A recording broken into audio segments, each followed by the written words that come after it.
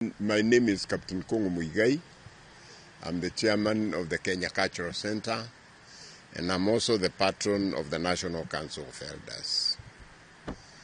Today, I speak with a very, very heavy heart. I had given a press conference on Saturday about my case that is ongoing involving my companies, Bejo Amalgamated Limited versus Kenya Commercial Bank. And I had narrated how Kenya Commercial Bank sold our property valued at 3.5 billion. They sold it for 70 million. And they have never given us accounts up to today. I said that the person who bought the farm, his name is Kamlesh Rahul, he bought the farm at 70 million in 2007, and the next year he sold it to the Shah community for 3.5 billion. And this is the money that has been used to bribe judges of the Supreme Court, Court of Appeal, and the High Court over the years, and also to bribe officials of Kenya Commercial Bank so as to sell our property at a throwaway price. During my press conference, I mentioned that my lead lawyer in this case is Professor Bobu Chalo. And it is with a very heavy heart that I learned yesterday in the evening, another of the lawyers who is also acting for me called me and informed me that Advocate Bob Chalo had been shot somewhere in Langata. It came as a big shock to me. Advocate Chalo is a humble man. Very humble, very affable. Somebody who is soft-spoken, never had him shout at any, and never seen him argue with anybody. And it's a despicable act to kill a man like that.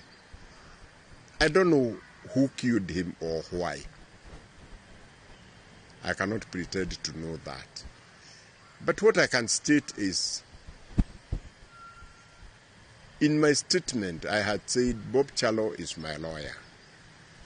And indeed, Bob Chalo was one of my witnesses who was going to give evidence about how various judges have been bribed with a lot of money. And he was also the custodian of very, very crucial evidence. He was holding 4 affidavits from our witnesses who either participated or were privy to the giving of bribes to the judges. He was also a custodian of 2 audio recordings which were actually recorded when these judges were being bribed. It's a sad day, indeed a very sad day for this country, that we can lose somebody of the caliber of Bobu Chalo. He was a professor in law. I will not blame anybody because I really don't have an idea who killed him. But I have accused a cartel made up of the Shah community, Kenya Commercial Bank, and various judges in the Supreme Court and the Court of Appeal and the High Court, that they conspired. I can call it a criminal gang. They conspired and they committed serious crimes. This was one of the men who was driving this case together with the evidence. Today, I reported to the DCI Director of Criminal Investigations. Because I cannot access his office, they told me it's now a crime scene. I cannot access his home. So I reported to the DCI that these documents and this evidence was in the possession of the lawyer. So I have requested him. I have requested the DCI that whatever they recover in the process of the investigation, to give me an opportunity, because the evidence, my evidence, the lawyer put it in an A4 envelope. We sealed it together, and he wrote my name on top of it. So I described the parcel to the DCI, and I asked them if they come across such a package to please contact me so I can go and identify it. First of all, I want to send my condolences together with my family.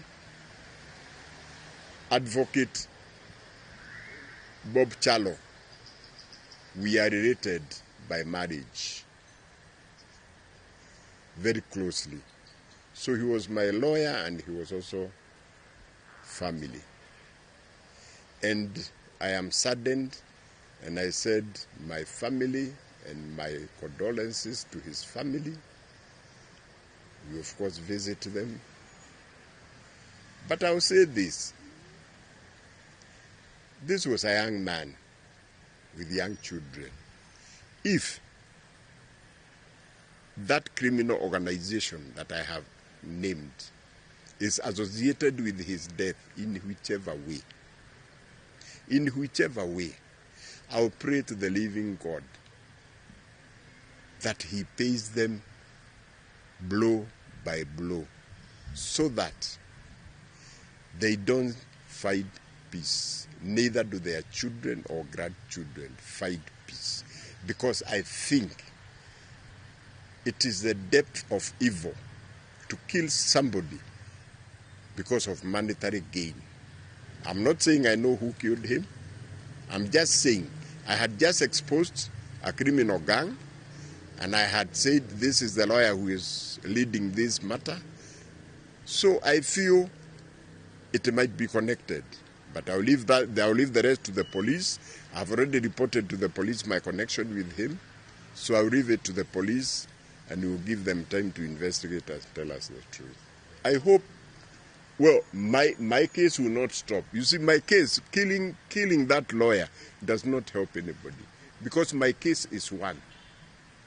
There is no consent judgment. Right? It doesn't matter what they do. It doesn't, even me, they can kill me. But unless they can produce that judgment, which they rely on, which they even quote today, in their reply today, the judiciary spokesman, Mr. Demo, is saying there is a judgment entered on the 4th of May 1992 in the High Court case number 1219 of 1992. So if that judgment is not found, it doesn't matter who they kill. They are not going to get out of that trap.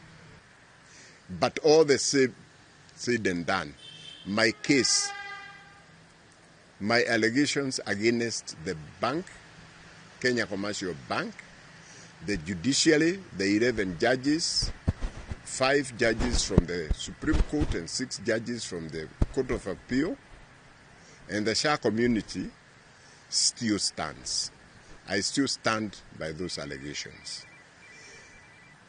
I have seen a statement by the spokesman of the judiciary, somebody called Demo. And it is flabbergasting because he says they deny every allegation I have made. They deny every allegation I have made. And he goes to explain what happened. And once again, he talks about a consent judgment dated 4th of May, 1992, in High Court Civil Case number 1219 of 1992. He says that is a consent judgment that made them sell my farm. And that is a consent judgment that settled this matter. And once again, I am asking the judiciary and I'm asking Kenyans to support me on this. Let them produce that judgment. I am challenging the judiciary. They have written clearly in their statement by their spokesman that we entered into a consent judgment which settled all these issues. So I'm challenging them, as I have done over the last 30 years. Produce this judgment, produce this consent judgment. What is so difficult? This is a physical document. I have said the judge who was supposed to have recorded it, Justice Erastus Githinji, he has written a ruling, an official ruling saying there is no judgment like that. The police have investigated and said there is no judgment like that. The registrar of the High Court has written and said there is no judgment like that. The Law Society of Kenya has written and said the lawyer who is purported to be my lawyer, Mr. Menye, did not have a practicing certificate on that day of that judgment. So it is obvious there is no judgment. But even today, in the statement that they have issued today, they are still talking about a consent judgment which does not exist. So I will not cease, I will not stop until they produce that judgment to silence me.